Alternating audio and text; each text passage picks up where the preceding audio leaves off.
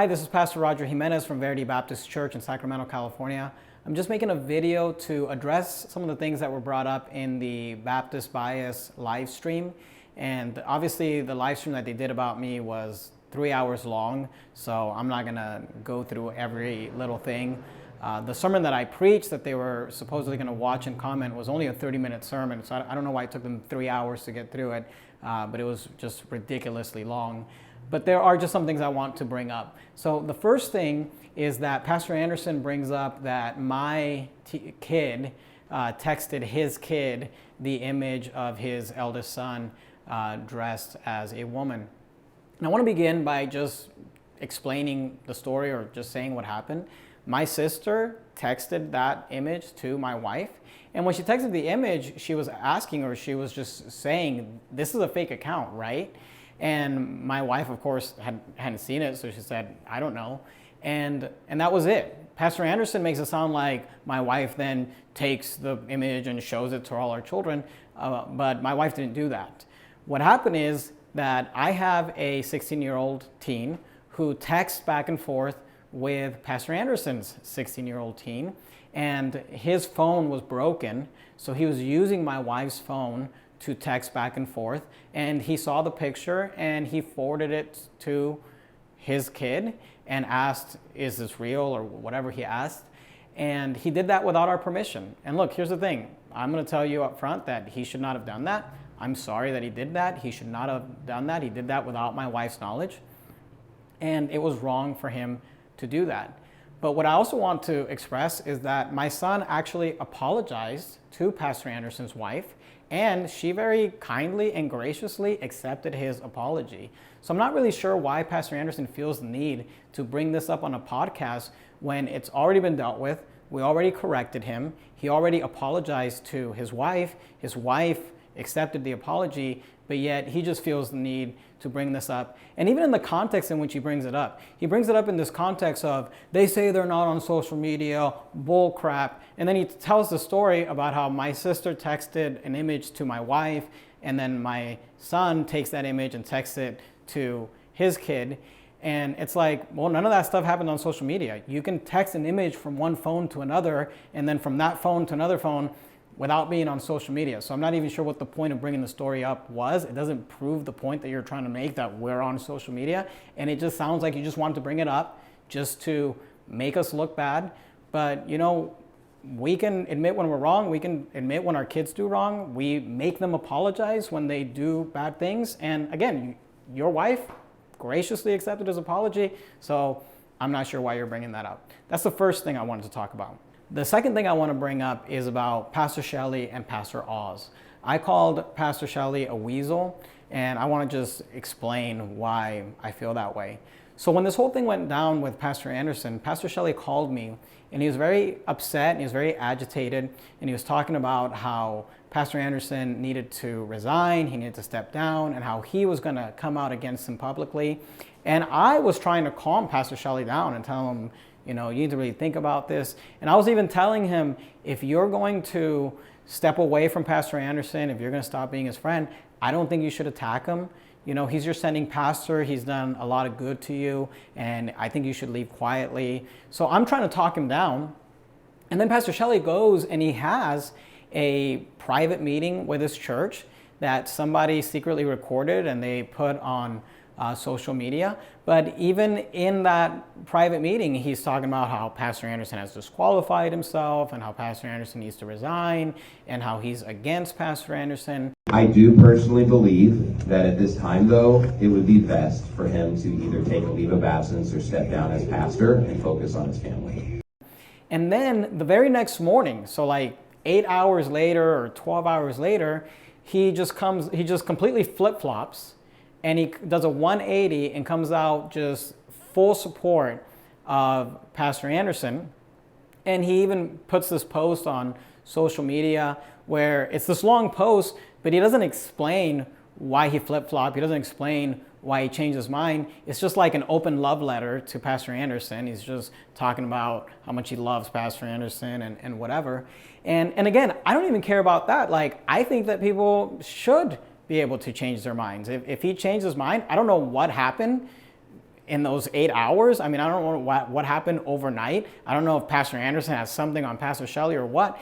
I don't know what happened, but he changed his mind. That's fine. I don't care about that. Here's what bothers me is that fast forward to now where it's open season on Pastor Jimenez, and Pastor Shelley wants to preach all these sermons, and he wants to make all these statements in these sermons where he's attacking me and saying I'm a bad friend, and preach these sermons about ride or die friendship or whatever, and say that I'm not loyal and this and that. But I'm thinking to myself, you were wanting to come out and fight Pastor Anderson. You were wanting to come out against him. You would think that if you went through that process and then you decided not to do it, that you'd at least think like, well, I can understand why someone may not want to stand with Pastor Anderson, because I didn't want to stand with Pastor Anderson. So I feel like that's a weasel thing. But then not only that, in your sermons, you're insinuating that I have something to hide. You're saying, well, Pastor Jimenez isn't explaining why he's leaving, so it must be a bad reason. He's not explaining why he's leaving, which I think is funny because you guys attack everyone who explains why they're leaving, and then when someone tries to leave without attacking you or saying anything, you attack that person too. But here's the thing, you were saying that I have something to hide because I didn't explain why I'm leaving, but you haven't explained why you flip-flopped on your position. You had this meeting with your church family where you're telling them that you're against Pastor Anderson, you're going to come out against Pastor Anderson, he needs to resign, and then the next morning just completely flip on that. Also, here's a weasel move, is that you're attacking me because I said negative things about Pastor Trieber years ago, and now because we sent our teenagers to his youth conference, you're saying, well, you flip-flopped on that. It's like, okay, I said some negative things about him years ago, and then years later, I'm like, yeah, you know, let's just try the youth conference. The kids can go to the youth conference, no problem. You flip-flopped on Pastor Anderson like hours later. Not years later, just one night later, but that's okay. So why don't you take the beam out of your own eye? And I just think that that's a weasel move. That's what a weasel does. So that's what I wanted to say about Pastor Shelley. Let me move on to Pastor Oz. And let me just say this about Pastor Oz. I love Pastor Oz, and I love his family. I care about him, but I am upset with him. And I said that he was a person of low character. And the reason I said that is because Pastor Oz has said to me personally, to my face, multiple times, and he said this publicly. I've seen him say this publicly many times, just how grateful and thankful he is for me. He says that I got him saved, and I also baptized him. I baptized his wife. He says that he only met his wife because of my ministry. He says that the reason he had a good church to go to was because of my ministry. He has said that I'm his mentor and that I've invested in him and I've helped him in his life. And you know what? I'm thankful that I got to invest into his life. What upsets me though is that with all of that and just laying it on that thick, when he decides to just start attacking me and preaching things that are specific things that I've said that he's picking apart, you know, with someone that you've done so much for them, you think that you would get a phone call. You would think that he would call me if he had a problem with something I'm preaching and say, hey, you know, you said this. Can we talk about this? What do you mean by this? I mean, the funny thing is that I have people that aren't even pastors who will text me, and they're nice and they're saying like, I don't agree with this, and I'm going to comment about this, and if you see that, I just want you to know that. Like, they just feel the need to like talk to me about that. But Pastor Oz just doesn't feel the need to call me or reach out to me. He's been pastoring for like 5 minutes, and then he's just going to start attacking me. And again, I'll take that from anyone, but I'm thinking to myself, like, for someone that you just said that has done so much for you, you think that I would at least get a phone call. So that's a reason that I said that I feel like they're low character people, because I feel like someone with character would have called me. And honestly, same thing with Pastor Shelley, just how hard he's came out against me. You know, Pastor Shelley has said this, he even said it on that Baptist bias, but he's said to me personally that there was a time in his ministry when things were going so badly, our church lent them $100,000.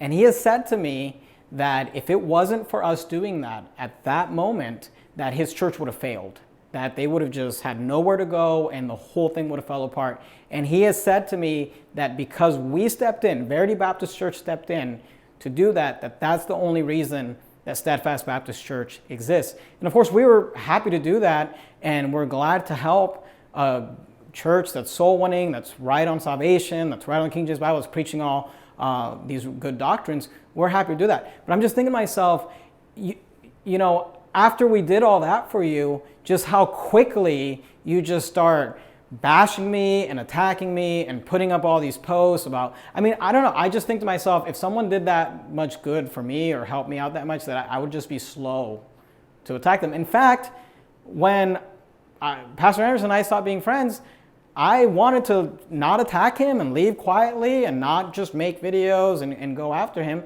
And part of that was because of just how much good he's done to me. So I just feel like those are reasons why I've lost respect, and I think that they're low character people.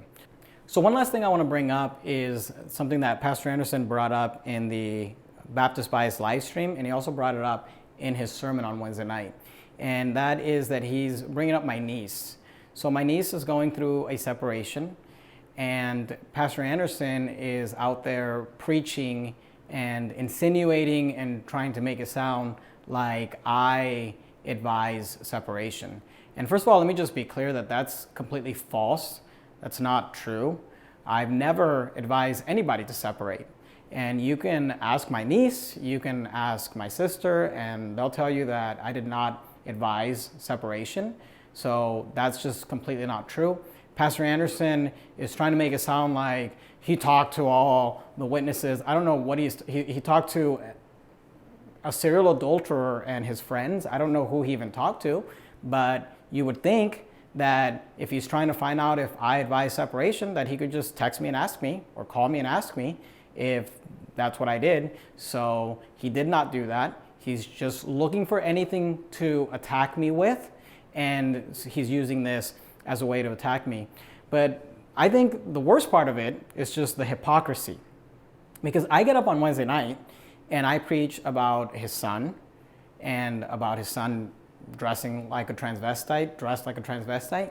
And then he gets up on Thursday and he's attacking me and saying, why are you bringing up my son? You're just using this to hurt me, and you're bringing up the worst moment in my son's life, and hopefully he can get right with God someday, and you're just making it more difficult for him to get right. You're just using this to attack me. So he's saying that about me on Wednesday night. But the funny thing is that on the exact same night, on the same Wednesday night as I'm preaching that, he's behind his pulpit doing the exact same thing to my niece, bringing up the fact that she's going through the worst part of her life, that she's going through a difficult time. And aren't you doing the exact same thing? Aren't you using that to attack me? Aren't you using that situation to try to make me look bad? So there's just so much hypocrisy here. And here's the thing, I did it for the first time on Wednesday night.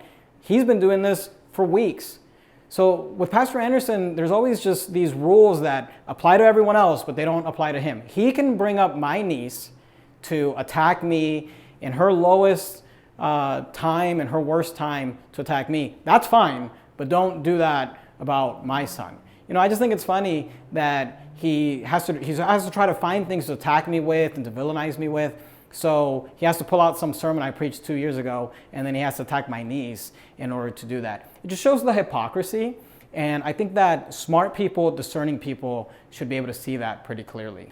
Well, anyway, those are just a few things I wanted to bring up from the Baptist Bias live stream. Obviously, like I said, it was a 3-hour live stream, and there's a lot more things I could have brought up, and maybe I'll make other videos in the future.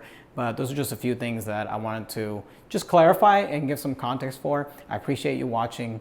God bless.